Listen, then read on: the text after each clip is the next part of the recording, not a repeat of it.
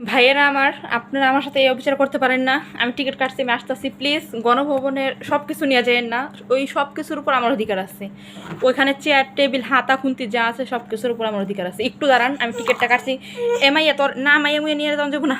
পোলাবেন লেগে গেলো, পোলাবেন করে রাখুম নাকি ওডি আনুম, এমনি বাগে পাবো না। ভাইয়েরা সব লয়ে যেতেছে, চেয়ার যা পাইতেছে, হাঁস মুরগি সব লয়ে গেছে, সব কিছু তো আমার ভাগ আছে।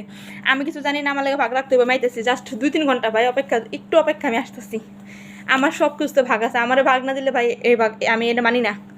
আমি ভাগ পাই, আমার ভাগ দিতে হবে। আমি টিকিট কাটছি, আমার এই এত টাকা খরচ করে আমি দেশে আসতেছি, আমার ভাগ আমার বুঝাই দিতে হইব।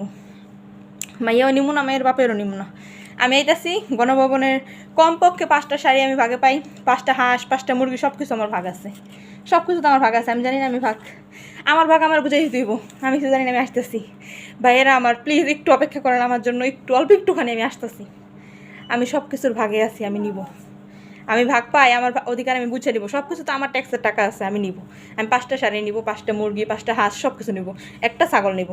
আমি আসতেছি, অপেক্ষা করেন ভাই। একটা ডিনার সেট অন্তত রেখা যান ভাই, সব কিছু নিয়েন না আপনারা প্লিজ ভাই, একটু রেখা যান।